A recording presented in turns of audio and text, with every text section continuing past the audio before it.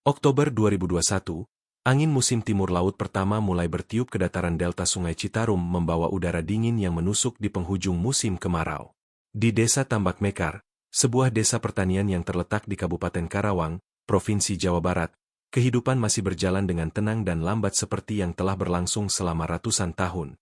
Namun kedamaian itu akan segera hancur oleh sebuah tragedi mengerikan.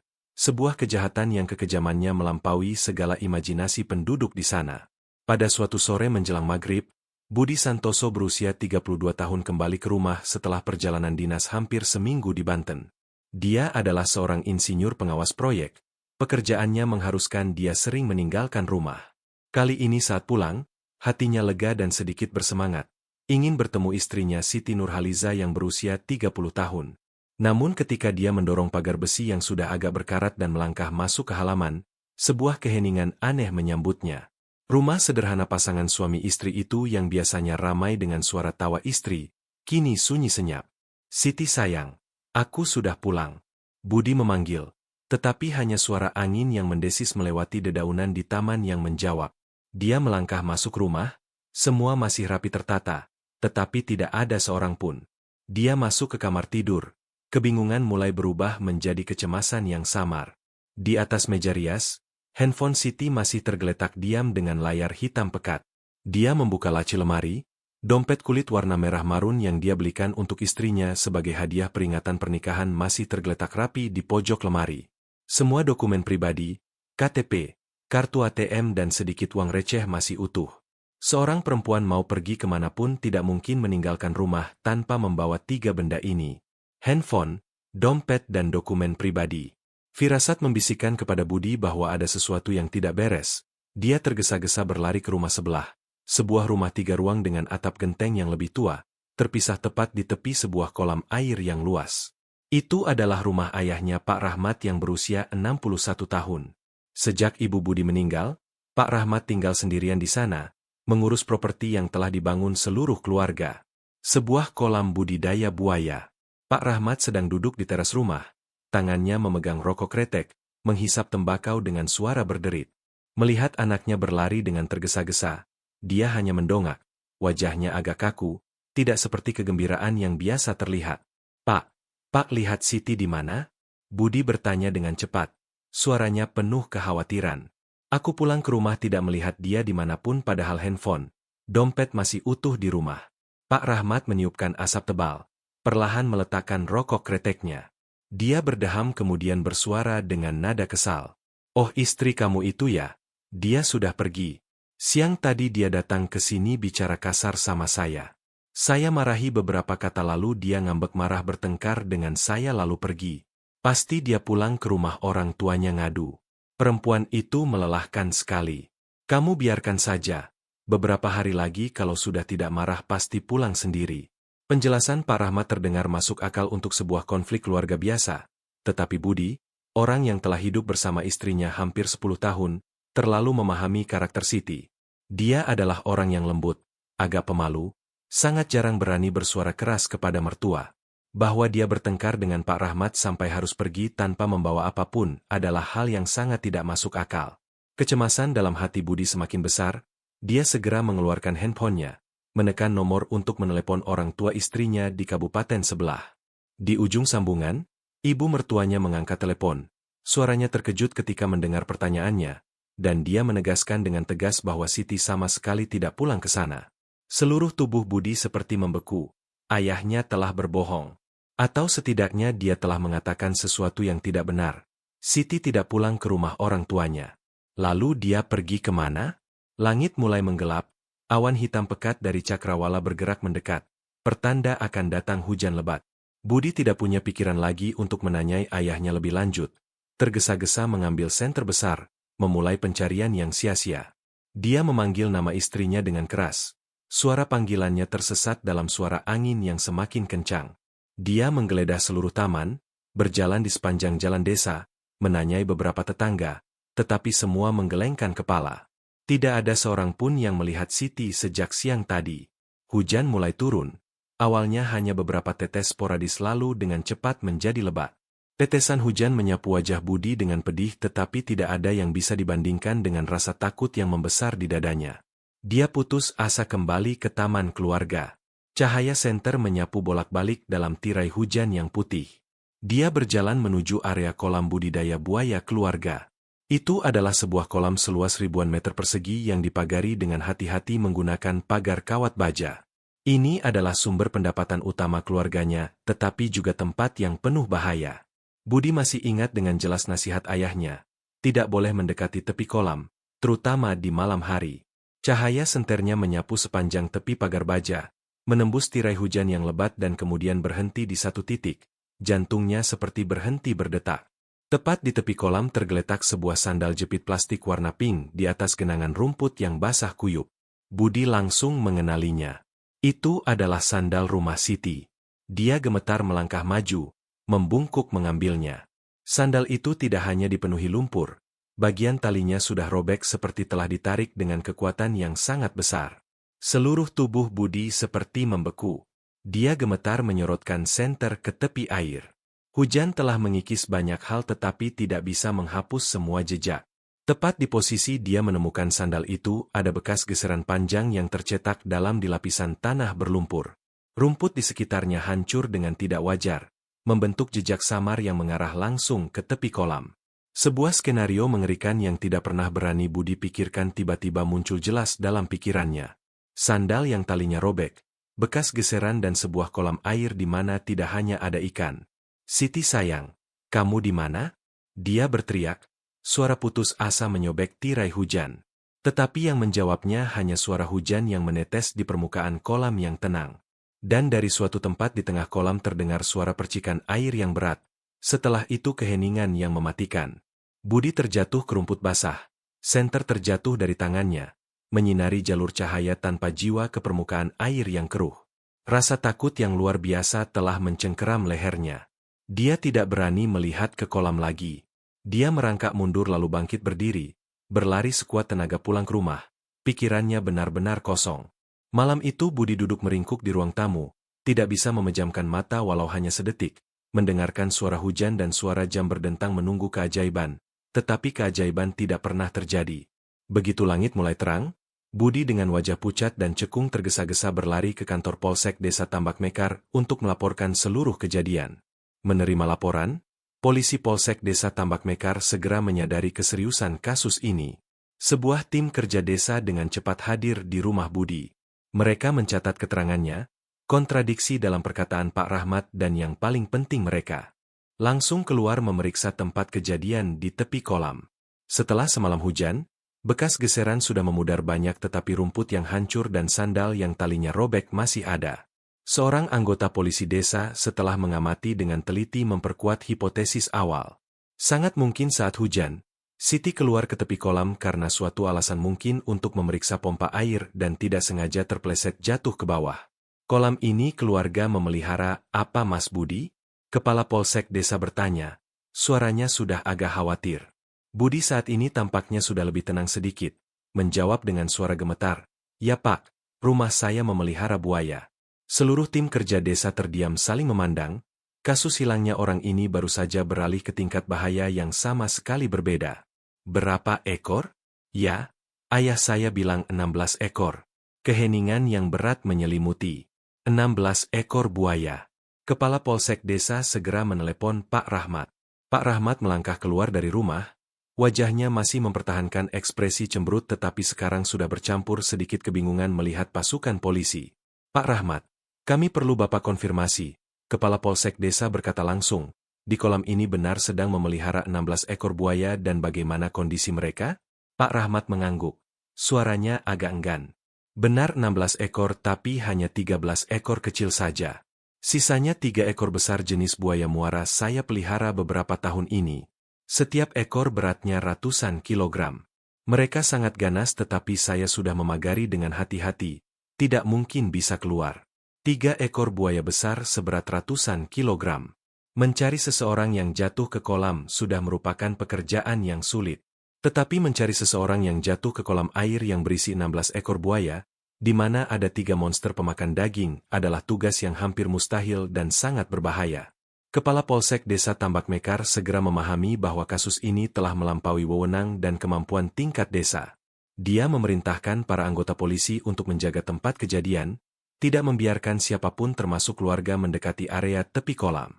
Segera setelah itu, dia menggunakan radio komunikasi mengirim laporan darurat terperinci tentang seluruh kasus ke Polres Kabupaten Karawang dan Kapolda Provinsi Jawa Barat, meminta bantuan darurat. Penyelidikan tentang hilangnya Siti Nurhaliza secara misterius sekarang resmi dimulai dengan tempat kejadian yang mengerikan dan ancaman mematikan yang tergeletak diam di bawah air yang keruh. Penemuan sandal yang talinya robek dan bekas geseran yang mengarah ke kolam air, tempat yang menyimpan 16 ekor buaya segera mengubah laporan orang hilang biasa menjadi kasus darurat yang sangat serius. Laporan dari Polsek Desa Tambak Mekar dengan detail yang mengerikan dikirim dengan sangat cepat dan sudah berada di meja Kapolda Provinsi Jawa Barat bahkan sebelum langit sempat terang sepenuhnya. Perintah dikeluarkan dengan segera. Sebuah tim khusus dibentuk dalam semalam menarik penyidik yang paling berpengalaman dari Direktorat Reserse Kriminal dan Unit Identifikasi. Langsung memimpin tim khusus adalah Kompol Hendro Wijaya, seorang penyidik terkenal berpengalaman yang telah menangani banyak kasus rumit. Belum sampai 2 jam setelah telepon laporan pertama, ketika warga pertama Desa Tambak Mekar masih berbisik-bisik dalam kabut pagi. Konvo kendaraan khusus dari Polda Provinsi sudah bergemuruh memasuki jalan desa. Memimpin adalah Kompol Hendro, wajahnya tegas tanpa sedikitpun emosi, tetapi matanya tajam mengamati segala sesuatu di sekitar. Tempat kejadian segera ditata ulang secara profesional. Lingkaran keamanan diperluas dengan radius ratusan meter, mencakup kedua rumah dan seluruh area kolam air. Tidak seorang pun, termasuk Budi Santoso diizinkan mendekati area tepi kolam tanpa izin dari tim khusus. Kompol Hendro setelah mendengar laporan cepat dari Kepala Polsek Desa langsung pergi ke posisi ditemukannya sandal. Dia membungkuk dengan hati-hati memakai sarung tangan dan sendiri mengambil benda bukti itu. Sandal jepit plastik warna pink sekarang dipenuhi lumpur. Dia membaliknya berulang kali di tangan. Robekan pada tali sandal persis seperti yang Budi katakan, sangat tegas. Itu tidak seperti aus atau putus karena pemakaian lama.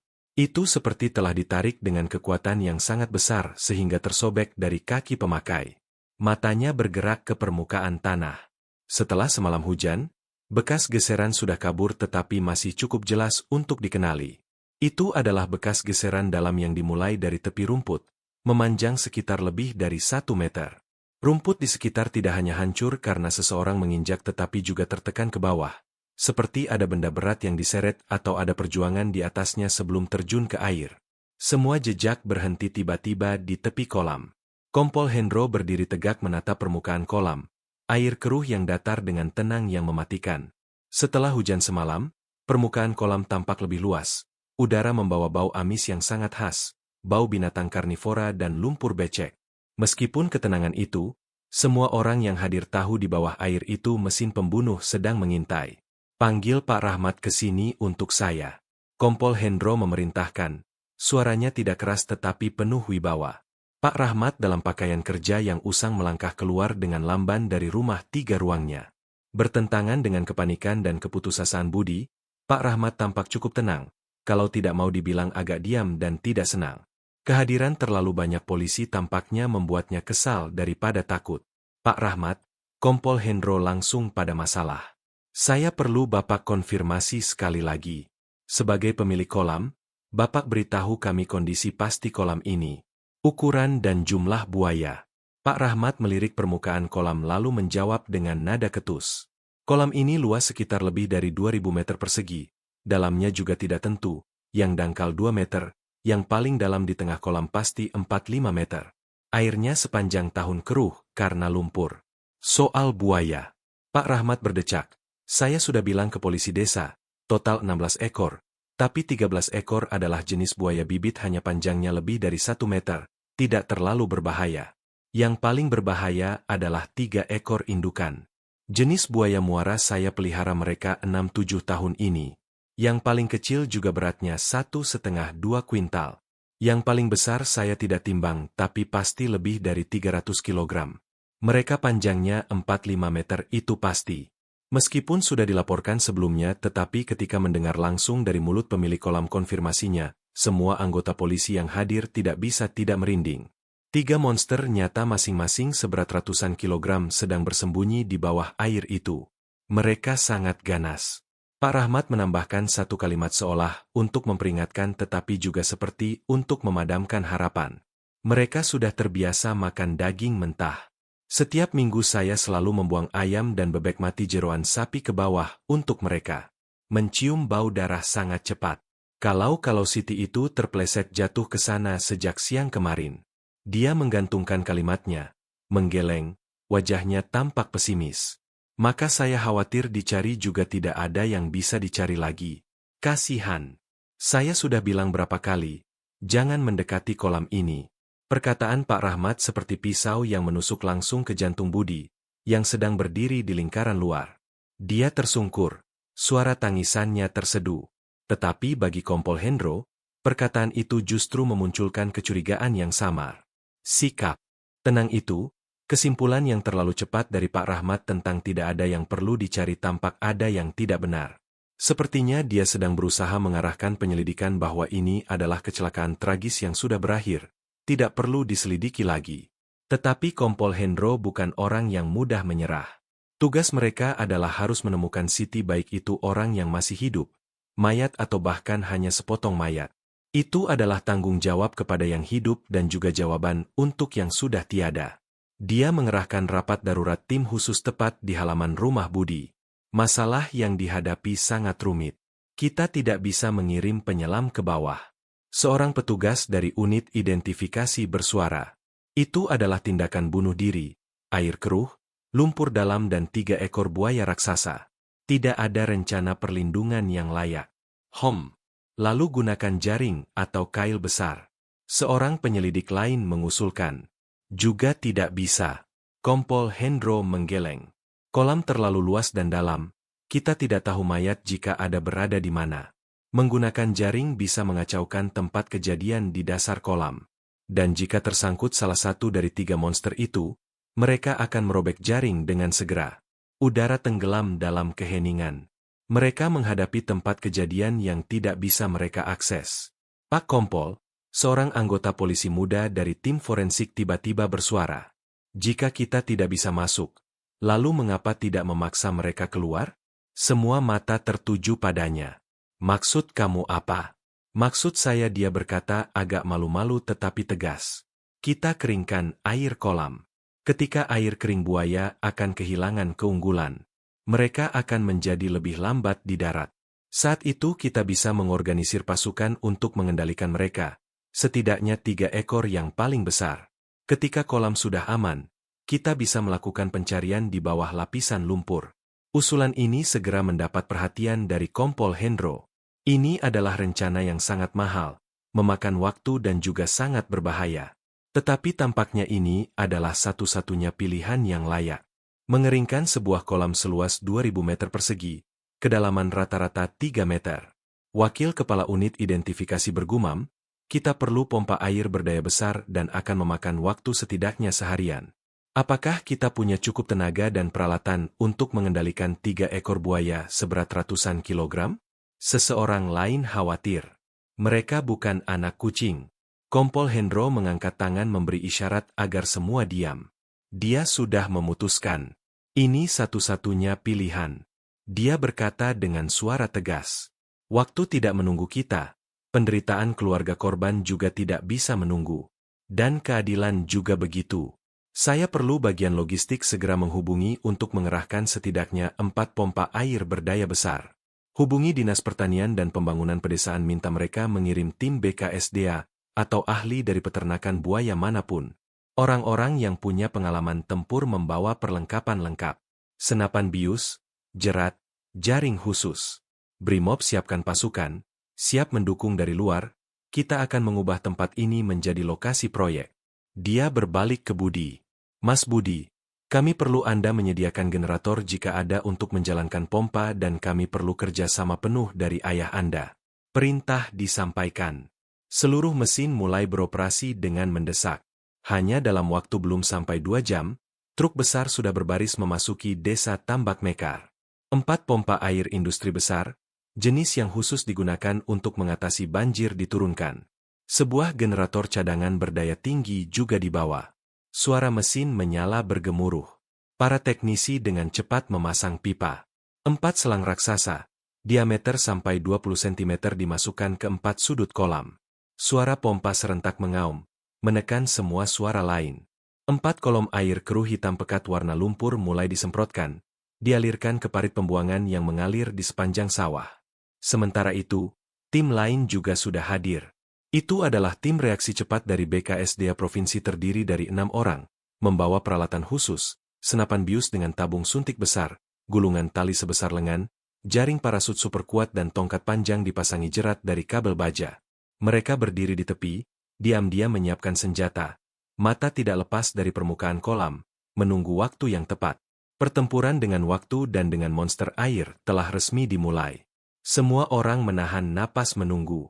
Budi berdiri menempel di sudut halaman, kedua tangan terlipat berdoa, mata tertuju pada permukaan kolam yang perlahan airnya surut.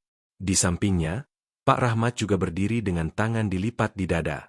Wajahnya masih diam, tetapi jika ada yang memperhatikan dengan teliti akan melihat tangan yang tersembunyi di dalam pakaiannya sedang mengepal dan kedua kakinya bergerak-gerak ke tanah dengan penuh kegelisahan. Kepanikan meskipun disembunyikan dengan baik sudah mulai merayap dalam pikiran si mertua jahat. Dia tidak takut buaya. Dia takut apa yang akan diungkapkan pompa, sesuatu yang dia pikir buaya tidak akan pernah menyisakan. Air kolam surut perlahan, pukul 8 pagi, pukul 10 pagi lalu pukul 12 siang. Permukaan kolam sudah turun lebih dari 1,5 meter, bau amis dan lumpur becek menguat semakin pekat. Dan kemudian penantian dipatahkan. Dari tengah kolam permukaan air tiba-tiba berbuih bergejolak. Sebuah bayangan hitam raksasa merayap naik lalu sebuah kibasan ekor yang sangat kuat terdengar suara boom yang dahsyat. Air lumpur menyembur kemana-mana. Salah satu dari 3 monster telah muncul. Dia tampak sangat marah karena terganggu. Segera setelah itu 2 bayangan lain juga mulai bergerak, menciptakan gelombang besar di permukaan kolam yang sudah menyusut. Mereka itu. Kepala tim BKSDA berteriak. Semua ke posisi siapkan senjata tunggu air surut lagi. Suara pompa masih mengaum. Suara orang berteriak. Suara buaya mengibas-ngibaskan ekor. Seluruh area kolam menjadi kacau. Kabut misteri yang menyembunyikan hilangnya Siti sekarang sedang ditarik untuk mengungkapkan kebenaran yang mengerikan. Konfrontasi tegang antara manusia dan hewan purba dimulai ketika air kolam sudah surut lebih dari setengah. Sekarang, kolam seluas lebih dari 2000 meter persegi tidak lagi menjadi area air dalam yang misterius tetapi telah berubah menjadi rawa lumpur raksasa yang kental.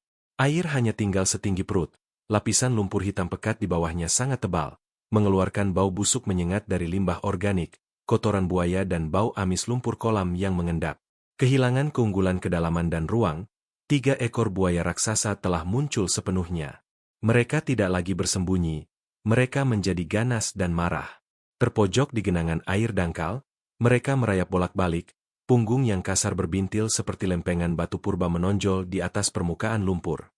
Yang paling besar, monster sepanjang hampir 5 meter, beratnya lebih dari 300 kg terus membuka mulut raksasanya menampakkan deretan gigi putih kekuningan yang bergerigi dan mengeluarkan suara mendesis mengancam.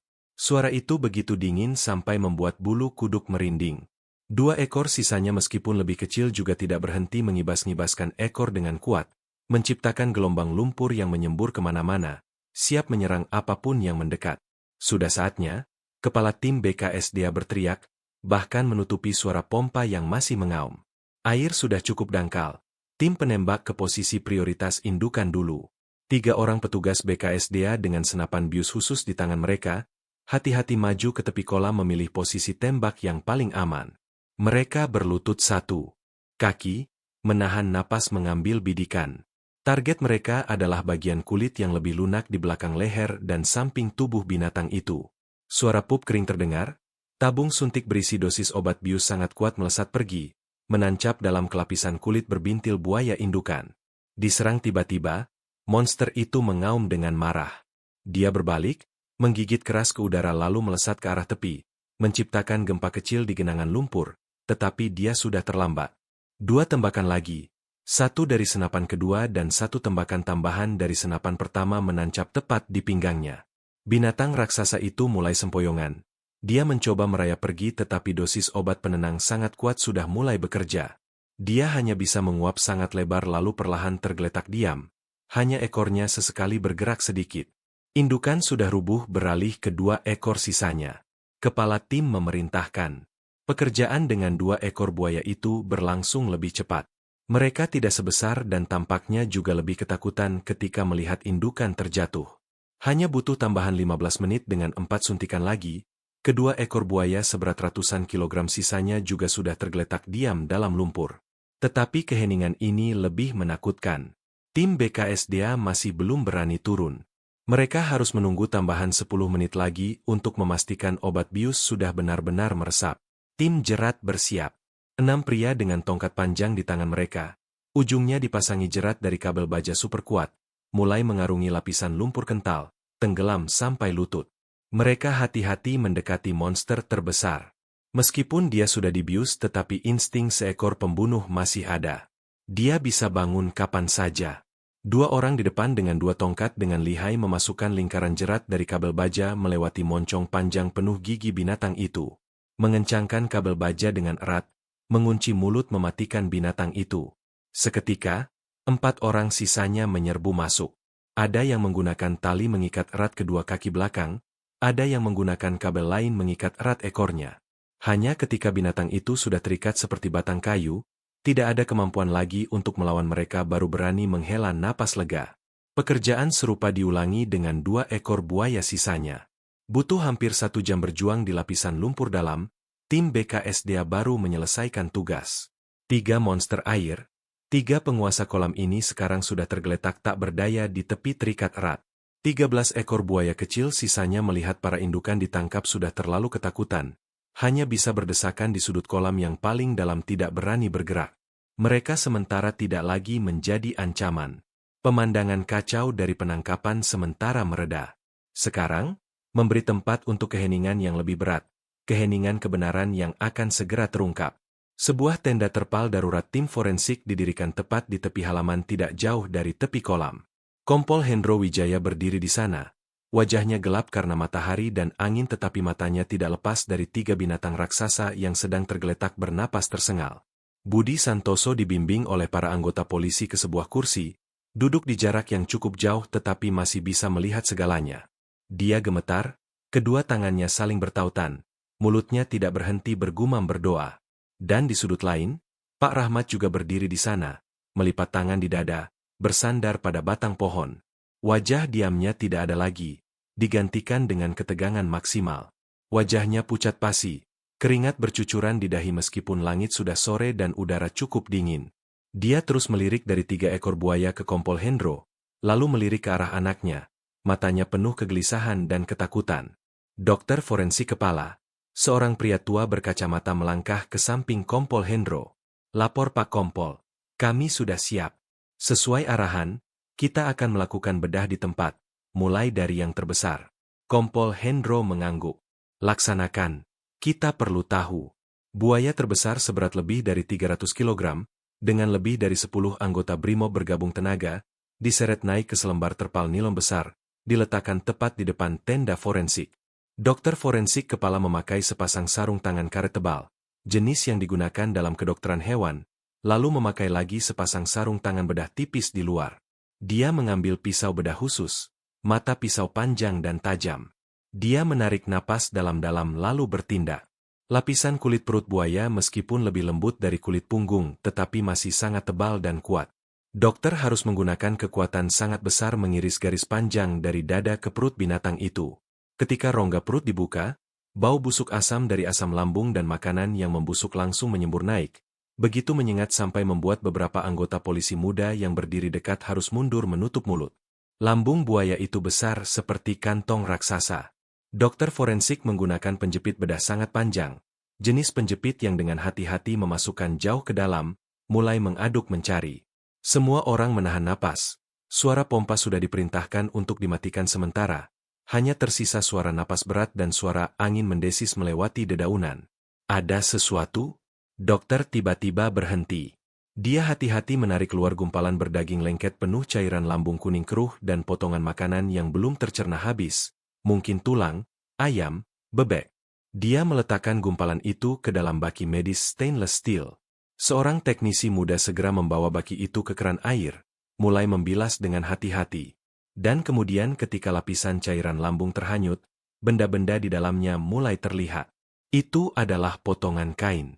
Banyak potongan kain sudah dimakan asam lambung, robek hancur tetapi masih mempertahankan warna. Warna biru tua dengan bintik-bintik bunga kecil putih. Catat penemuan banyak potongan kain bermotif gelap. Dokter forensik berkata suaranya datar tanpa emosi tetapi cukup membuat Budi yang sedang duduk di kejauhan harus tersentak. Itu sepertinya adalah motif pada pakaian rumah yang istrinya sering pakai. Dokter melanjutkan pekerjaannya, dia memasukkan penjepit lagi. Kali ini dia menarik keluar benda lain, gumpalan lembek berwarna putih pucat yang sudah sebagian tercerna. Jaringan diduga jaringan manusia. Suaranya turun pisahkan masukkan ke dalam botol pengawet kirim untuk tes DNA segera. Udara seperti membeku. Semua harapan tipis terakhir dalam hati Budi sepertinya sedang hancur berkeping-keping. Dokter masih tidak berhenti. Dia terus mengaduk dalam lambung mengerikan itu. Dan kemudian jepitannya sepertinya menyentuh sesuatu yang kecil dan keras. Dia hati-hati menarik keluar. Sebuah benda kecil yang sudah berubah bentuk. Ketika dimasukkan ke dalam baki dan dibilas air, semua orang terkejut menyadari itu adalah jari manusia. Lebih spesifik itu adalah jari manis dari tangan seorang perempuan. Jari itu sudah sebagian besar tercerna, tetapi yang paling mengerikan adalah bagian kuku masih tersisa dan di atasnya goresan cat kuku merah meskipun sudah pudar dan terkelupas masih menempel. Seorang anggota polisi muda tidak tahan harus berbalik muntah kering. Kompol Hendro memberi isyarat pada sekretaris untuk memotret barang bukti segera. Dia berbalik menatap Budi. Budi sudah duduk terpaku. Matanya terbuka lebar tanpa jiwa menatap baki stainless steel itu. Kita lanjutkan dengan yang kedua, Kompol Hendro memerintahkan. Buaya kedua seberat sekitar hampir 2 kuintal ditarik datang. Prosedur yang sama. Diulang dan di dalam lambungnya, mereka menemukan lagi banyak potongan kain dan beberapa potongan tulang kecil yang sudah dimakan asam tidak jelas lagi bentuknya. Mereka menarik buaya ketiga. Perut yang ini tampak lebih kecil. Dokter mengiris garis dan melanjutkan pencarian. Kali ini selain tumpukan tulang binatang, jepitannya menyentuh sesuatu yang berkilauan. Suara ting kecil terdengar ketika dia meletakkannya ke baki stainless steel. Itu adalah benda logam berwarna putih perak yang sudah kusam dan penuh cairan lambung, bengkok dan sedikit penyok, tetapi bentuknya masih sangat jelas. Itu adalah sebuah gelang perak. Sebuah gelang perak polos desain sederhana, jenis yang biasa dipakai perempuan di pedesaan. Kompol Hendro tahu bahwa dia tidak bisa menunda lagi. Dia memberi isyarat pada seorang penyidik membawa baki berisi gelang perak dan potongan kain yang sudah dibersihkan, hati-hati berjalan menuju Budi. Mas Budi. Suara Kompol Hendro turun dengan nada simpati tetapi juga sangat tegas. Kami sangat menyesal tetapi mohon Anda tenang dan lihat baik-baik benda-benda ini. Apakah Anda mengenalinya? Budi yang tadi masih duduk seperti patung, perlahan mengangkat kepala, matanya tanpa jiwa, kehilangan semua kehidupan. Dia menatap potongan kain bunga biru tua, dia mengangguk dengan kaku lalu matanya berhenti di gelang perak. Dan dalam sekejap, kekosongan itu menghilang digantikan dengan kesedihan luar biasa yang tidak bisa diungkapkan dengan kata-kata. Dia mengulurkan tangan gemetar menunjuk gelang itu.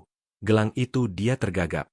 Dan kemudian seperti semua bendungan telah jebol, dia menjerit satu jeritan yang merobek seluruh ruang yang sunyi sampai menakutkan. Gelang perak benar itu dia. Ya Tuhan, gelang pernikahan kami. Siti sayang, Siti sayang. Dia mengenalinya dengan segera. Itu adalah gelang perak yang dia belikan untuk istrinya di hari pernikahan mereka. Hampir 10 tahun yang lalu, dia tidak pernah melepasnya. Budi melesat ke depan baki, ingin meraih kenangan terakhir istrinya. Tetapi para anggota polisi tepat waktu menahannya. Dia tersungkur, terkulai di tanah. Suara tangisannya bergema penuh pilu dan duka. Tidak ada keraguan lagi, kebenaran paling mengerikan telah dikonfirmasi. Siti Nurhaliza sudah mati, dia tidak hanya jatuh ke kolam, dia telah dimakan oleh buaya yang dipelihara keluarganya sendiri. Kasus tampaknya sudah bisa ditutup sebagai kecelakaan tragis. Tetapi Kompol Hendro Wijaya tidak berpikir begitu. Matanya tidak menatap suami yang sedang terguling dalam kesakitan. Matanya tertuju pada Pak Rahmat, si mertua yang berdiri di kejauhan. Pria berusia 61 tahun itu sedang gemetar. Dia gemetar dengan tidak terkendali. Seluruh tubuhnya basah kuyup keringat. Wajahnya putih pucat seperti mayat. Dia tidak menangis, Dia tidak menunjukkan kesedihan. Dia hanya menunjukkan satu emosi, ketakutan yang luar biasa. Seorang ayah meskipun punya konflik dengan menantu sejauh apapun tidak mungkin punya reaksi seperti itu ketika tahu anaknya dimakan buaya. Kebohongan kemarin. Sikap diam menghalangi pagi ini. Dan ketakutan saat ini, semuanya sudah terhubung dalam kepala penyidik berpengalaman itu. Sebuah kecelakaan atau pembunuhan sempurna menggunakan 16 ekor buaya sebagai alat pemusnahan bukti. Kompol Hendro berbalik ke dokter forensik. Potongan jaringan dan jari kirim untuk GMNH tes DNA segera. Saya ingin hasil dalam waktu secepatnya. Dia tahu bahwa penyelidikan sekarang baru benar-benar dimulai. Jeritan tangis memilukan Budi Santoso bergema, duka dan pilu meliputi seluruh area kolam, yang baru saja melalui penangkapan penuh kegaduhan. Kebenaran mengerikan telah dikonfirmasi bukan dengan mayat utuh tetapi dengan potongan mayat yang ditarik keluar dari perut binatang buas. Gelang perak kenangan sebuah cinta sekarang telah menjadi bukti besi untuk kematian tragis.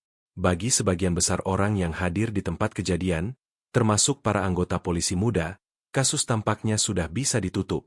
Ini adalah kecelakaan tragis dan mengerikan tingkat paling tinggi yang pernah mereka saksikan.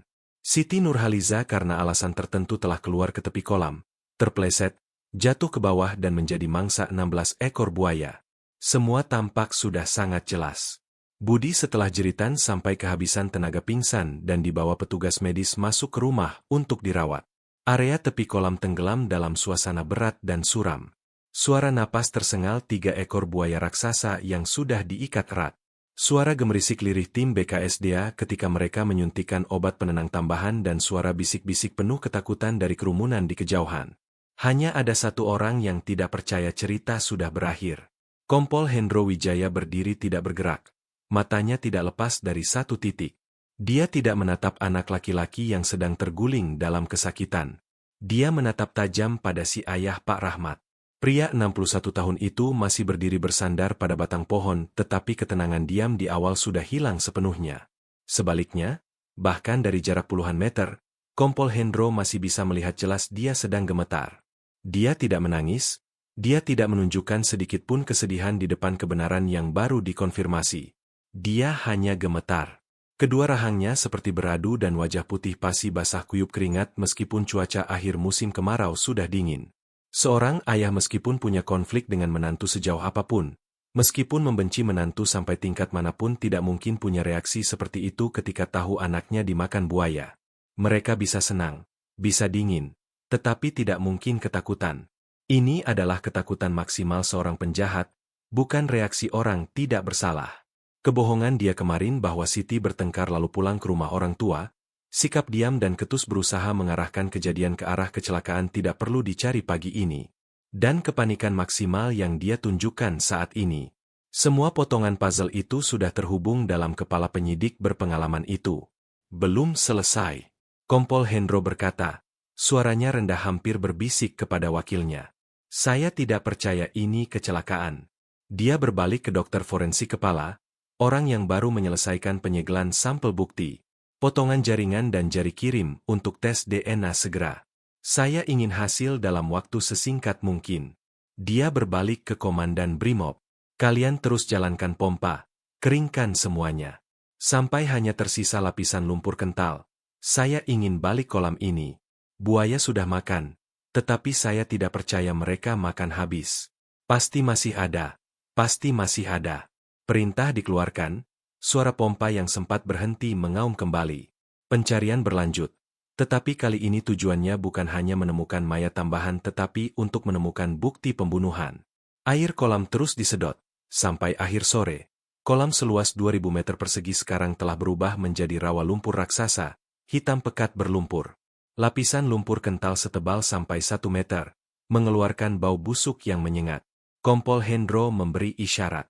Lebih dari 10 anggota Brimob dilengkapi sepatu bot karet sarung tangan dan tongkat panjang dengan kait besi mulai pekerjaan paling sulit dan mengerikan. Mereka mengarungi lapisan lumpur dalam sampai lutut mulai menggeledah mencari. Pekerjaan berlangsung lambat, lapisan lumpur terlalu tebal. Lumpur itu menahan setiap langkah kaki membuat pergerakan sangat sulit. Mereka menggunakan tongkat menggunakan garu mencangkul setiap jengkal lumpur. Mereka harus bekerja dalam lingkungan mengerikan. Di sekitar ada 13 ekor buaya lebih kecil, meskipun ketakutan tetapi masih bersembunyi di suatu tempat dan bau kematian mulai mengepul dari apa yang tersisa. Mereka mencari hampir 2 jam dan kemudian ketika langit sudah mulai senja gelap, seorang anggota polisi berteriak.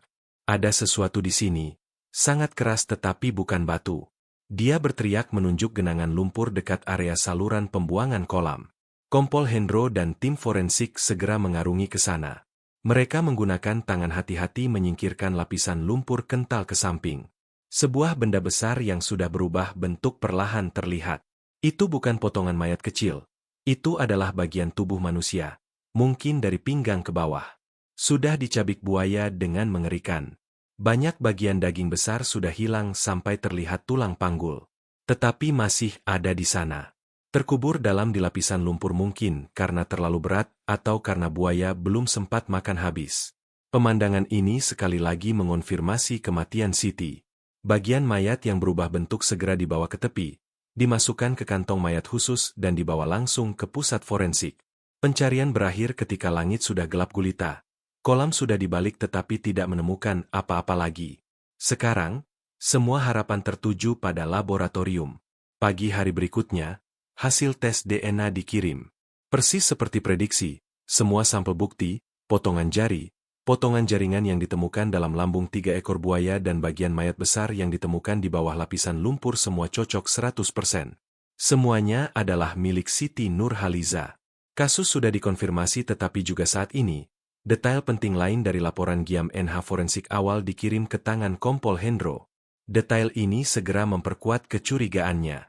Dokter forensik setelah memeriksa dengan teliti bagian mayat besar yang baru ditemukan telah mencatat penemuan yang sangat aneh. Di bagian pinggul dan paha yang tersisa, di samping bekas gigitan dalam berbentuk lengkungan bergerigi khas buaya, masih ada serangkaian bekas goresan tidak simetris. Goresan ini berjalan paralel, lebih dangkal dan tidak punya bentuk jelas.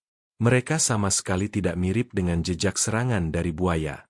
Mereka mirip seperti mayat diseret di atas permukaan kasar, mungkin kerikil atau lantai semen sebelum dibuang ke kolam. Ini adalah tanda yang menunjukkan kemungkinan korban diserang di darat terlebih dahulu. Tepat di saat krusial ini, ketika hipotesis tentang pembunuhan sedang terbentuk maka secercah cahaya tiba-tiba muncul. Sementara jalur penyelidikan sedang dijalankan, tim detektif lain telah melakukan pekerjaan dasar, memeriksa dan mengambil keterangan dari semua tetangga yang tinggal di sekitar area rumah Pak Rahmat. Awalnya, hampir semua orang mengatakan tidak mendengar tidak melihat apa-apa, sebagian karena takut, sebagian karena enggan terlibat. Tetapi ketika mengetahui berita bahwa Siti benar-benar dimakan buaya, seorang tetangga tidak bisa lagi diam. Itu adalah Bu Aminah, seorang nenek yang tinggal di rumah berseberangan, dipisahkan dari rumah Pak Rahmat oleh sebuah parit kecil. Dia gemetar mencari para petugas polisi yang sedang bekerja di tempat kejadian dan meminta bertemu langsung dengan komandan tertinggi. Dia bilang dia punya hal penting yang ingin dilaporkan. Kompol Hendro segera mempersilakan dia masuk ke rumah Budi untuk mengambil keterangan, menjamin privasi mutlak. Pak Polisi, saya takut sekali. Bu Aminah mulai. Suaranya gemetar. Kedua tangan yang berbintik-bintik usia saling menggenggam erat. Tetapi kalau saya tidak bicara maka saya berdosa sama Siti. Dia anak yang baik sekali masa mati tragis begitu. Ibu tenang saja. Ibu lihat apa? Dengar apa ceritakan semua kepada kami. Kami jamin keamanan mutlak untuk ibu. Kompol Hendro menenangkan. Bu Aminah menarik napas dalam-dalam. Hari itu benar hari ketika si Budi pergi. Sekitar hampir siang hari. Saya sedang sibuk di kebun memetik sayuran lalu saya dengar apa? Oh saya dengar suara bertengkar keras sekali. Suara si Pak Rahmat dan juga suara Siti. Suara si Pak Rahmat keras memaki. Sedangkan suara Siti seperti ketakutan. Dia terus bilang tidak. Pak jangan lakukan itu. Jantung Kompol Hendro berdetak lebih cepat. Ini dia. Lalu bagaimana Bu? Lalu Bu Aminah menutup mata seolah sedang berusaha mengingat. Saya dengar suara Siti berteriak. Satu teriakan putus asa, teriakan ketakutan maksimal seperti dicekik gitu. Tetapi teriakan itu hanya terdengar 1-2 detik lalu terhenti. Diam total. Diam total. Ya, diam total. Dan tepat setelah teriakan itu, Bu Aminah mendekat. Saya dengar suara gedebuk sangat keras. Suara benturan berat seperti ada benda sangat berat baru saja jatuh atau dibanting ke lantai semen di dalam dapur rumahnya. Suara gedebuk berat lalu setelah itu keheningan mutlak. Tidak ada suara lagi, tidak ada suara bertengkar, tidak ada suara teriakan, hanya diam. Bu Aminah membuka mata menatap Kompol Hendro. Saya waktu itu cuma pikir mertua menantu bertengkar. Dorong-dorongan jadi tidak berani lari ke sana lihat. Sampai sore si Budi pulang lalu terjadi kejadian ini. Pak Polisi, saya pikir Siti bukan jatuh sendiri ke kolam. Kesaksian Bu Aminah seperti potongan puzzle terakhir yang sempurna masuk ke gambar kejahatan. Kompol Hendro berdiri tegak. Semuanya sudah jelas. Satu, Pak Rahmat berbohong. Dia bilang Siti bertengkar lalu pergi. Tetapi Bu Aminah mendengar suara bertengkar. Suara teriakan minta tolong Pak jangan lakukan itu dan suara benturan benda berat jatuh di dalam rumah. Dua teriakan yang terhenti membuktikan Siti diserang, dikuasai tepat pada saat itu. 3. Setelah itu Siti hilang. Sandal yang robek ditemukan di tepi kolam. Mayat punya bekas goresan tidak simetris bukan karena gigitan buaya tetapi karena diseret. 4. Seluruh kejadian diarahkan Pak Rahmat ke arah kecelakaan, dan reaksinya ketika kebenaran terungkap adalah ketakutan penjahat, bukan kaget orang tidak bersalah. Hipotesis sudah lengkap. Siti Nurhaliza dibunuh dan dia dibunuh tepat di rumah Pak Rahmat. Setelah membunuh menantu, si mertua kejam itu menyeret mayat ke kolam, melemparkan ke bawah untuk 16 ekor buaya dengan tujuan memusnahkan bukti, menghapus semua jejak. Unit identifikasi, Kompol Hendro berbalik. Suaranya tegas dingin seperti baja. Kerahkan seluruh pasukan, lampu ultraviolet, bahan kimia khusus. Kita akan menggeledah rumah Pak Rahmat. Balik setiap genteng untukku. Saya ingin tahu suara gedebuk yang Bu Aminah dengar meninggalkan jejak apa. Malam turun di desa Tambak Mekar tetapi tidak ada seorang pun di tim khusus yang bisa memejamkan mata. Cahaya lampu sorot berdaya besar dari kendaraan khusus mengubah area sekitar rumah Pak Rahmat menjadi panggung terang benderang kontras aneh dengan kegelapan pekat pedesaan. Beban kebenaran yang baru terungkap potongan mayat dan gelang perak. Kesaksian tetangga telah mengalihkan fokus penyelidikan dari kecelakaan tragis menjadi dugaan pembunuhan berencana. Semua perhatian sekarang tidak lagi tertuju pada kolam yang amis tetapi terfokus sepenuhnya pada rumah 3 ruang tua Pak Rahmat, tempat si mertua jahat sedang diisolasi, diawasi ketat di sebuah kamar terpisah, tidak diizinkan kontak dengan siapapun, termasuk anaknya sendiri. Wajah diam pria itu sekarang tidak bisa menyembunyikan kepanikan. Dia terus meminta minum rokok kretek menghisap tembakau dengan terputus-putus. Tangan kurus gemetar menunjukkan keruntuhan psikologis sudah sangat dekat. Dia mungkin sudah memperhitungkan buaya akan memusnahkan mayat, tetapi dia tidak bisa menduga bahwa dinding-dinding diam di dalam rumahnya sendiri akan segera berbicara. Kompol Hendro Wijaya memerintahkan, tim unit identifikasi yang dipimpin langsung oleh seorang kombes, wakil kepala unit membawa koper peralatan khusus melangkah masuk ke rumah. Tempat ini yang tadinya hanya latar belakang, sekarang resmi ditetapkan sebagai tempat kejadian perkara utama kasus ini. Rumah itu sama seperti rumah-rumah pedesaan lain punya 3 ruang utama. Ruang tengah adalah ruang tamu, ada set meja kursi kayu yang sudah tua, 2 sisi adalah 2 kamar tidur. Tetapi menurut kesaksian Bu Aminah, suara bertengkar dan teriakan, terutama suara gedebuk benda berat jatuh berasal dari belakang, kemungkinan besar area dapur. Tim pemeriksa terfokus pada area dapur.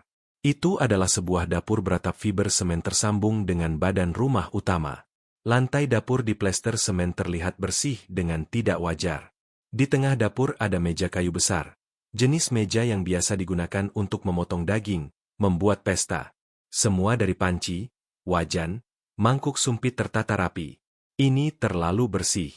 Kombes teknik forensik bergumam, dia punya puluhan tahun pengalaman menangani tempat kejadian. Seorang pria 61 tahun hidup sendirian, tidak mungkin bisa menjaga dapur, terutama lantai semen ini sebersih ini. Kecuali dia punya sesuatu yang perlu disembunyikan. Dia berlutut menggunakan senter khusus bercahaya tinggi menyorot sejajar dengan permukaan lantai. Di bawah cahaya biasa tidak ada yang tidak biasa. Tetapi ketika dia menyorotkan lampu dia menyadari di permukaan semen ada goresan searah seperti telah digosok benda keras seperti sikat besi atau sabut gosok sangat kuat dan sangat teliti. Berulang-ulang matikan semua lampu. Dia memerintahkan menyegel jendela. Kita perlu kegelapan mutlak. Semua pintu masuk, Jendela dapur segera ditutup rapat dengan terpal hitam. Ruangan kecil tenggelam dalam kegelapan pekat pengap. Dan kemudian cahaya seram dinyalakan. Dua lampu ultraviolet genggam mulai menyapu ruangan. Di bawah cahaya ungu redup, pemandangan mengerikan yang tidak bisa dilihat mata biasa mulai perlahan muncul. Ketika cahaya lampu menyapu area antara meja kayu dan dinding yang berbatasan dengan pintu belakang, tempat yang Bu Aminah perkirakan sebagai posisi suara benturan, seluruh tim pemeriksa menahan napas. Itu bukan noda biasa. Itu adalah pendar setan. Ratusan ribu bintik-bintik, goresan panjang dan bahkan tetesan cipratan muncul seperti bintang-bintang iblis di lantai semen. Itu adalah darah. Pak Rahmat dalam kepanikan telah menggunakan air sabun dan mungkin juga sikat besi untuk menggosok. Dia melakukannya dengan sangat baik. Dia menipu mata biasa. Tetapi dia tidak bisa mencuci bersih molekul besi super kecil dalam hemoglobin yang sudah meresap dalam kepermukaan semen berpori. Di bawah cahaya lampu ultraviolet, noda darah itu berpendar kembali, menuduh kejahatannya. Noda darah tidak hanya di satu tempat. Mereka terkumpul menjadi area besar tepat di posisi suara gedebuk terdengar. Sesuai dengan hipotesis korban jatuh membentur kepala ke lantai dapur. Dan lebih menakutkan, ada cipratan darah yang menyembur ke dinding kapur di samping pada ketinggian sekitar 30–40 cm dari permukaan lantai. Ini adalah jejak benturan kecepatan tinggi. Darah dari luka menyembur keluar, bukan noda darah mengalir biasa. Tetapi itu belum semuanya. Mengikuti jejak, Kombes memerintahkan. Mereka menyapu lampu ultraviolet keluar dari area utama dan jalur mengerikan muncul. Goresan berpendar memanjang terputus-putus itu adalah bekas seretan. Seseorang telah menyeret benda yang berdarah menyeret dari posisi korban terjatuh di dapur. Menyeret melewati ruang utama dan menuju langsung ke pintu belakang. Pintu kayu yang menuju langsung ke kebun dan dari sana hanya beberapa langkah kaki sampai tepi kolam buaya. Sekarang bekas goresan tidak simetris pada mayat korban yang dicatat dokter forensik sudah punya penjelasan. Itu adalah jejak ketika mayat Siti waktu itu mungkin sudah mati atau tidak sadar diseret si mertua di lantai semen kasar rumah. Tandai semua, Kombes berkata suaranya tidak menyembunyikan kemarahan. Ambil sampel gunakan luminol semprot untuk konfirmasi ulang. Seorang ahli lain mulai menyemprotkan larutan luminol. Seketika, tempat-tempat yang punya cahaya ungu sekarang menyala warna biru terang dingin. Itu adalah reaksi kimia yang tidak bisa dibantah. Ini adalah darah. Penggeledahan belum berhenti. Jika mayat diseret melewati pintu, pasti masih ada jejak. Seorang teknisi muda, orang paling teliti di tim ditugaskan memeriksa pintu belakang. Itu adalah pintu kayu yang sudah tua. Cat hijau sudah mengelupas menampakkan lapisan kayu kasar. Dia tidak menggunakan lampu ultraviolet lagi tetapi menggunakan kaca pembesar khusus menyinari senter super terang memeriksa setiap celah, setiap retakan pada kusen pintu dan dia menemukannya. Bukan darah tetapi sesuatu yang lebih kecil, lebih mudah terlewat. Tersangkut pada serpihan kayu tajam tepat di celah pintu, tempat pintu bersentuhan dengan kusen adalah beberapa helai benang kecil. Mereka berwarna biru tua bercampur dengan helai putih. Kombes ke sini. Kombes melangkah maju. Membungkuk memicingkan mata melihat melalui kaca pembesar. Jantungnya berdetak kencang. Helai kain warnanya biru tua, motif putih. Cocok dengan sempurna dengan potongan kain yang tim forensik tarik keluar dari lambung 3 ekor buaya. Ini adalah bukti fisik langsung. Ini membuktikan bahwa Siti Nurhaliza, atau setidaknya seseorang yang memakai pakaian itu telah diseret. Ditarik melewati pintu ini dengan kekuatan cukup kuat sampai sepotong kain kecil robek dan tersangkut. Teknisi itu hati-hati menggunakan penjepit khusus, lembut melepas helai kain itu, memasukkan ke dalam kantong plastik tersegel. Ini adalah benang terakhir yang menghubungkan seluruh rangkaian kejadian. Tepat malam itu, sampel darah yang diambil dari lantai dapur, dari dinding dan kantong plastik berisi helai kain dikawal dengan kendaraan khusus. Dikirim darurat ke unit tes DNA dan GIAM-N Hasrat Lembaga Ilmu Forensik. Tim khusus membutuhkan hasil resmi. Hasil dengan legalitas tertinggi. Penantian berlangsung hampir 24 jam.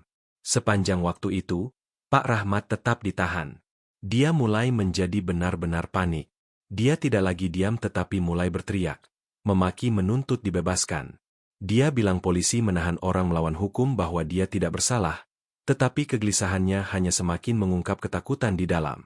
Dan kemudian laporan GIAM-NH dikirim. Kompol Hendro Wijaya memegang kertas di tangan membaca kata demi kata meskipun dia sudah tahu hasilnya. 1. Sampel darah yang dikumpulkan dari lantai dapur dan dinding rumah Pak Rahmat, setelah dianalisis memberikan hasil DNA cocok 100% dengan sampel DNA korban Siti Nurhaliza yang diambil dari bagian mayat yang ditemukan. 2. Helai kain yang ditemukan tersangkut di celah pintu belakang setelah Giam NH perbandingan memberikan hasil cocok sepenuhnya tentang bahan, struktur serat dan pewarna dengan potongan kain yang diambil dari lambung buaya dan pakaian yang Budi konfirmasi milik istrinya. Vonis sudah ditentukan bukan oleh pengadilan tetapi oleh ilmu forensik itu sendiri. Kompol Hendro melipat kertas kesimpulan. Sekarang dia punya semuanya di tangan. Dia punya kesaksian saksi Bu Aminah, mengonfirmasi waktu, tempat dan perkembangan bertengkar. Teriakan suara benturan. Dia punya bukti fisik di tempat kejadian darah korban. Helai kain dari baju korban membuktikan Siti diserang dan dibunuh tepat di dalam rumah Pak Rahmat.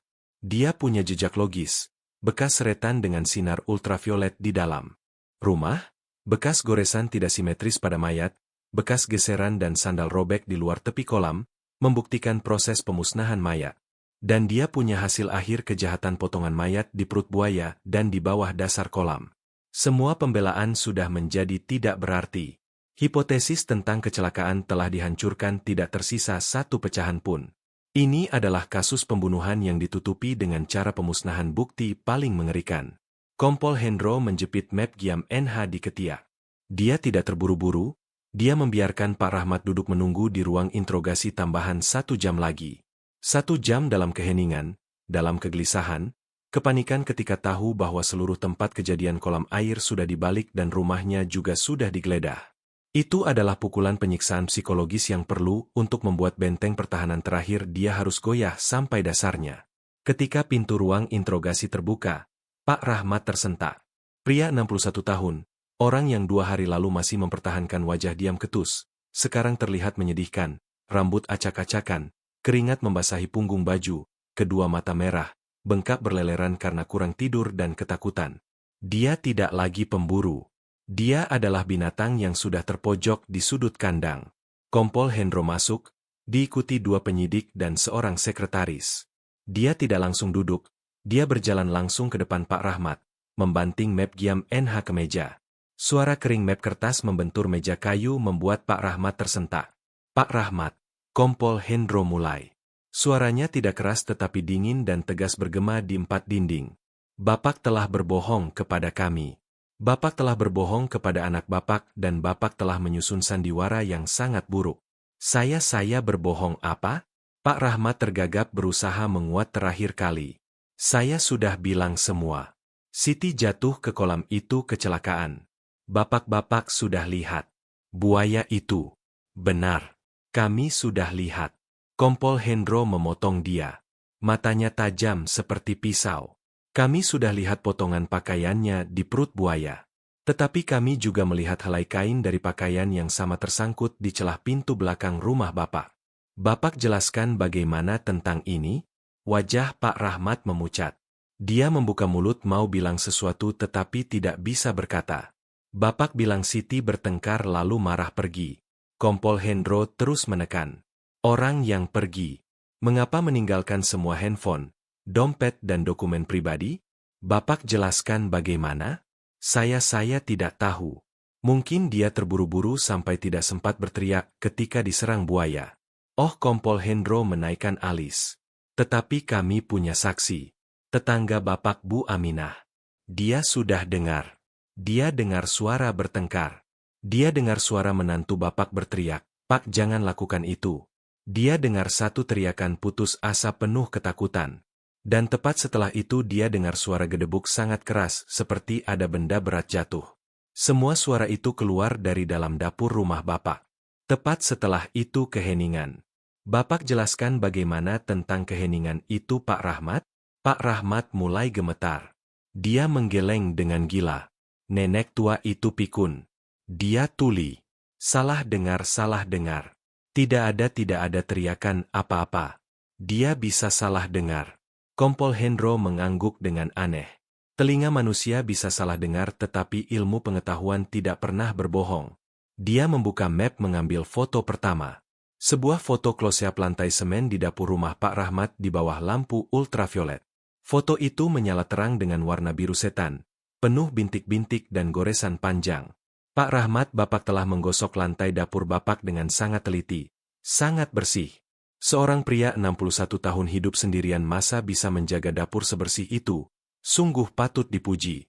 Suara kompol Hendro penuh sindiran. Tetapi Bapak tidak cukup bersih. Inilah yang kami temukan. Tepat di posisi Bu Aminah dengar suara gedebuk, genangan darah besar yang sudah digosok dan cipratan darah yang menyembur sampai ke dinding.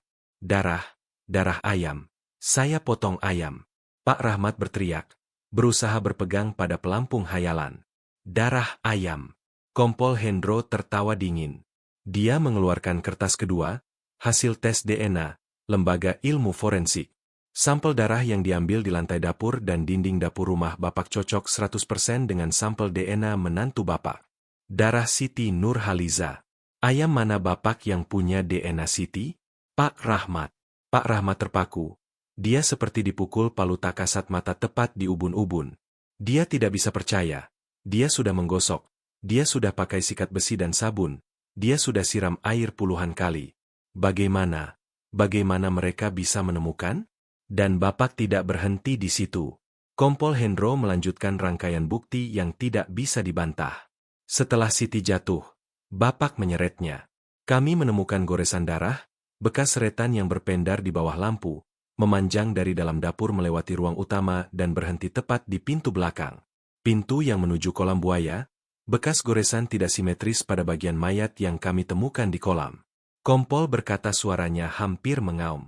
Itu bukan karena buaya. Itu karena Bapak. Itu bekas goresan ketika Bapak menyeret mayat menantu Bapak di lantai semen kasar rumah. Benteng pertahanan terakhir Pak Rahmat telah runtuh sepenuhnya. Bukti adalah kepungan tertutup tanpa celah. Dia tidak punya jalan lagi untuk membantah. Dia duduk tersungkur di kursi, seluruh tubuh gemetar hebat. Mulutnya terbuka, berusaha bernapas, mengeluarkan suara terengah-engah seperti binatang terluka. Tidak, saya tidak sengaja. Dia mulai bergumam pengakuan pertama meskipun masih lemah. Bapak telah melakukan apa kepada menantu Bapak? Kompol Hendro memukul meja dengan keras. Suara benturan membuat Pak Rahmat tersentak. Mengapa Bapak membunuhnya?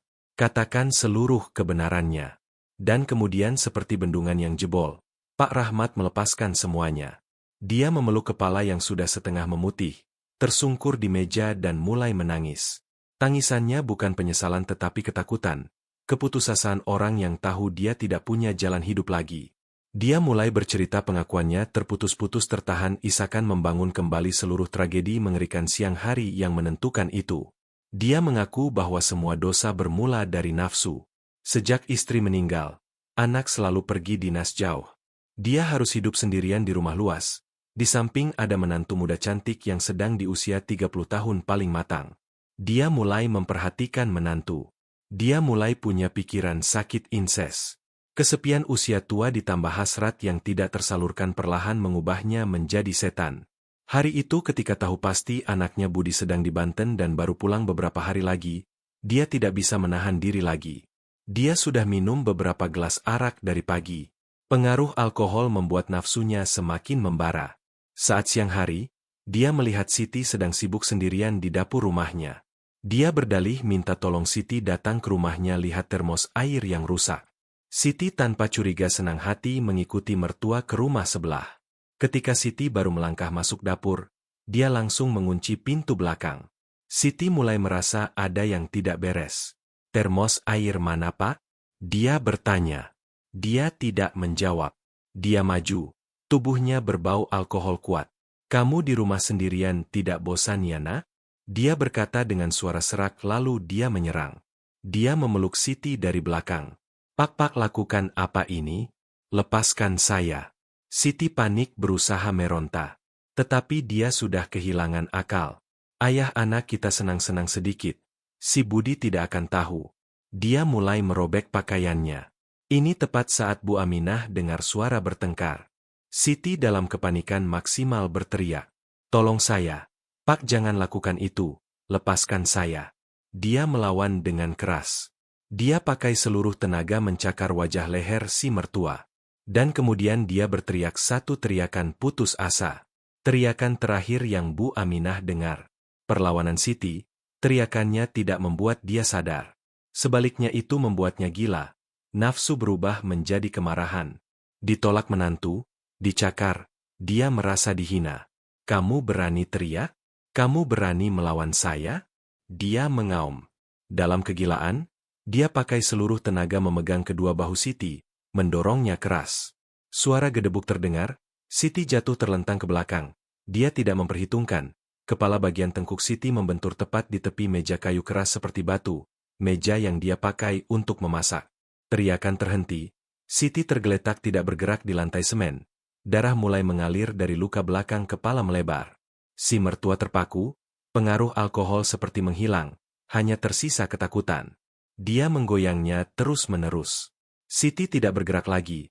Dia mendekatkan tangan ke hidungnya. Napas sudah berhenti. Dia telah membunuh orang.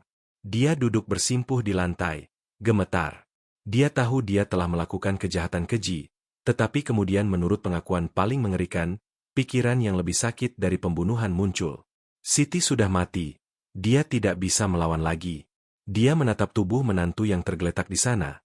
Pakaian berantakan dan dia si mertua yang kehilangan kemanusiaan melakukan perbuatan biadab. Dia melakukan perkosaan pada mayat menantu yang baru dia bunuh. Setelah memuaskan nafsu sakit, kepanikan sesungguhnya baru menyerang. Dia harus menyembunyikan kejahatan. Dia telah membunuh orang. Dia telah memperkosa mayat. Dia tidak bisa membiarkan siapapun tahu. Dan kemudian dia melihat keluar jendela. Matanya berhenti di kolam. 16 ekor buaya. Itulah kaki tangan sempurna.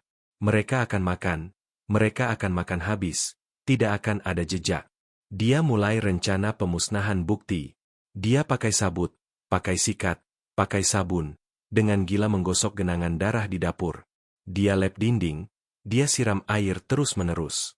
Setelah merasa cukup bersih, dia kembali ke mayat. Dia memegang kedua kaki Siti, mulai menyeret.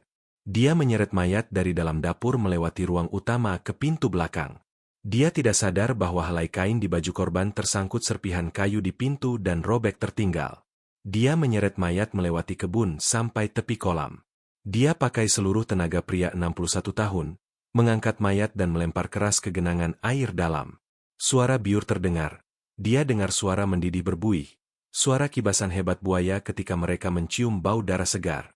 Dia berdiri di sana menatap permukaan kolam mendidih beberapa menit lalu berbalik. Dia kembali mengambil sandal Siti yang terlempar saat berjuang, pergi ke tepi kolam, tempat ada bekas geseran yang dia buat sendiri saat menyeret mayat lalu melempar sandal di sana. Dia merobek talinya untuk membuat tempat kejadian palsu kecelakaan terpleset. Dia percaya rencananya sempurna. Buaya akan makan habis tidak menyisakan tulang. Kasus akan ditutup sebagai kecelakaan. Dia tidak akan pernah terungkap. Saya tidak menyangka dia mengakhiri pengakuannya dalam tangisan. Saya tidak menyangka bapak-bapak membedah perut mereka. Saya tidak menyangka bapak-bapak pakai lampu ungu setan itu. Saya tidak menyangka. Dia tidak menyangka bahwa meskipun dia sekejam apapun, meskipun dia pakai 16 ekor buaya untuk memusnahkan bukti kejahatan tetap akan meninggalkan jejak. Noda darah yang tidak bisa dihapus. Helai kain yang tidak bisa hilang dan kebenaran meskipun terkubur dalam di dasar lumpur atau di perut monster akhirnya akan dibawa ke cahaya. Pengakuan mengerikan Pak Rahmat bergema di ruang interogasi, dingin dan mengerikan seperti desis ular berbisa. Seluruh tim khusus dari Kompol Hendro Wijaya sampai sekretaris muda yang gemetar mencatat berita acara semua merasakan kemarahan maksimal. Mereka pernah menghadapi banyak penjahat tetapi orang yang bisa membunuh menantu lalu memperkosa mayat. Setelah itu dengan tenang melempar mayat ke binatang buas untuk pemusnahan bukti seperti Pak Rahmat. Adalah setan berbalut manusia yang belum pernah mereka lihat. Kekejaman, kesakitan dan kehilangan kemanusiaan dia telah melampaui semua batas kejahatan. Ketika pengakuan berakhir, si mertua menjatuhkan kepala ke meja, tubuh lemas. Semua perlawanan berakhir. Dia tahu bahwa dia tidak punya jalan hidup lagi. Kompol Hendro Wijaya menarik napas dalam-dalam, berusaha menahan amarah yang bergejolak di dada. Dia memberi isyarat pada para penyidik. Ambil keterangan detail. Catat setiap kata. Lengkapi semua prosedur hukum. terdakwa telah mengaku seluruh perbuatan kriminal.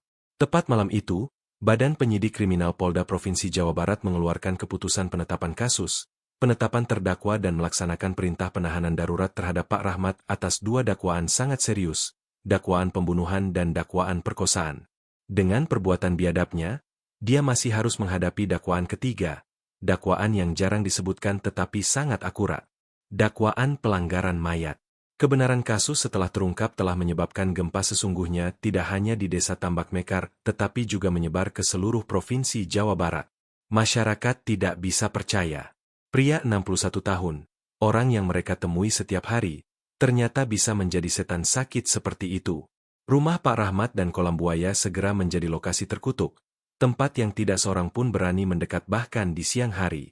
Tetapi orang yang paling menderita, paling hancur adalah Budi Santoso. Dia tidak hanya kehilangan istri, dia kehilangan istri di tangan ayah kandungnya sendiri. Kesedihan ini bukan lagi kesedihan kehilangan. Ini adalah kesedihan pengkhianatan maksimal. Kebenaran mengerikan telah merobek seluruh pandangan dunia, seluruh kepercayaannya. Dia harus menghadapi kebenaran bahwa ayahnya, orang yang dia hormati telah memperkosa dan membunuh istrinya. Dia tidak tahu harus melanjutkan hidup bagaimana. Tidak tahu harus menghadapi arwah istri yang telah tiada dan juga tidak tahu harus berbuat apa dengan ayah yang menjadi binatang menunggu hukuman. Dia menjadi bayangan hidup segan mati tak mau. 16 ekor buaya, kaki tangan terpaksa kasus ini juga punya nasibnya. Seluruh buaya di kolam, termasuk 3 ekor monster raksasa telah disita pihak berwenang dan diserahkan ke Pusat Penyelamatan Satwa Liar. Kolam yang telah menyaksikan dan menyembunyikan kejahatan, kemudian diminta pemerintah daerah untuk ditimbun. Tidak ada yang mau kuburan mengerikan seperti itu ada di tengah pemukiman damai. Beberapa bulan kemudian, karena sifat sangat serius, biadab, menyebabkan kemarahan maksimal di masyarakat, Pengadilan Negeri Provinsi Jawa Barat memutuskan membuka sidang tingkat pertama keliling terbuka tepat di Stadion Kabupaten Karawang untuk pelajaran peringatan. Hari sidang berlangsung, ribuan warga berkumpul. Mereka tidak hanya datang untuk melihat wajah penjahat, mereka datang untuk menuntut keadilan bagi perempuan malang. Pasukan Brimob harus bekerja sangat keras, membentuk barikade besi untuk melindungi terdakwa dari kemarahan massa. Pak Rahmat dibimbing 2 petugas kepolisian keluar ke depan pengadilan. Dia kurus kering rambutnya memutih hanya dalam beberapa bulan di rutan. Dia tidak punya lagi tampang diam atau panik tetapi hanya cangkang kosong tanpa jiwa. Dia berjalan terseok-seok, kaki memakai borgol berat. Sidang dimulai. Wakil Kejaksaan Negeri Provinsi Jawa Barat berdiri membacakan dakwaan. Setiap kalimat, setiap kata bergema. Tegas, membuka seluruh perilaku tidak manusiawi dia. Dari munculnya nafsu sakit merencanakan memanfaatkan saat anak pergi, melakukan perkosaan menantu, ketika dilawan keras, dia membunuh korban. Dan lebih mengerikan, setelah korban mati, dia masih melakukan perkosaan mayat. Akhirnya, untuk menyembunyikan kejahatan, dia menyeret mayat melempar ke kolam untuk 16 ekor buaya memusnahkan bukti. Setiap detail dibacakan, di bawah kerumunan warga menjerit penuh ketakutan dan kemarahan. Suara makian, suara teriakan, hukum mati dia terus bergema. Budi Santoso sebagai wakil sah korban duduk di baris depan. Dia tidak menangis, dia hanya duduk di sana tidak bergerak. Mata kering merah menatap punggung bungkuk si ayah, musuhnya. Sepanjang sidang pemeriksaan, Pak Rahmat tidak ada satu kata bantahan. Dia menunduk mengakui seluruh perbuatan kriminalnya, cocok sepenuhnya dengan dakwaan. Apakah terdakwa menyesali perbuatannya? Ketua sidang bertanya. Pak Rahmat mendongak. Pertama kali dia melihat ke arah anaknya, dia menggerakkan bibir. Saya minta maaf. Saya bukan manusia lagi. Mohon pengadilan, biarkan saya mati. Ya, itu satu-satunya kata yang dia ucapkan. Bukan penyesalan tetapi permohonan pembebasan. Bagian perdebatan berlangsung cepat. Pengacara pembela yang ditunjuk untuk Pak Rahmat hampir tidak punya argumen apapun untuk membela. Semua bukti dari kesaksian saksi Giam NH forensik, tes DNA sampai pengakuan terdakwa sendiri telah membentuk tembok baja yang tidak bisa ditembus. Wakil kejaksaan yang memegang hak penuntutan di pengadilan berdiri dengan argumen terakhir. Suaranya bergema, mengandung kemarahan seluruh komunitas. Yang terhormat Majelis Hakim, perbuatan terdakwa Pak Rahmat adalah kejahatan yang tidak bisa dimaafkan. Tidak hanya merenggut nyawa manusia tetapi juga menginjak semua nilai moral dasar masyarakat. Nafsu terdakwa telah mengubah terdakwa dari seorang ayah menjadi setan. Terdakwa tidak hanya membunuh menantunya tetapi juga membunuh jiwa anaknya sendiri, menghancurkan seluruh keluarga. Cara pemusnahan mayat dengan melempar ke buaya adalah perbuatan biadab, kejam, brutal, menunjukkan kehilangan kemanusiaan total. Terdakwa tidak punya kemampuan lagi untuk dididik, direhabilitasi, dia menyimpulkan. Penghapusan permanen terdakwa dari kehidupan masyarakat adalah keniscayaan tidak hanya untuk menghukum kejahatan tetapi juga untuk menjamin ketegasan hukum dan menenangkan kesedihan maksimal keluarga korban serta kemarahan seluruh masyarakat. Setelah musyawarah, majelis hakim kembali seluruh stadion ribuan orang terdiam menunggu putusan akhir. Ketua sidang berdiri dengan mantap membacakan vonis. Setelah mempertimbangkan menyeluruh berkas kasus, keadaan memberatkan meringankan, majelis hakim memutuskan perilaku terdakwa Pak Rahmat sangat serius, telah melakukan banyak kejahatan keji. Terdakwa tidak punya sifat manusia lagi. Berdasarkan pasal-pasal Kitab Undang-Undang Hukum Pidana Republik Indonesia, majelis hakim memutuskan. 1.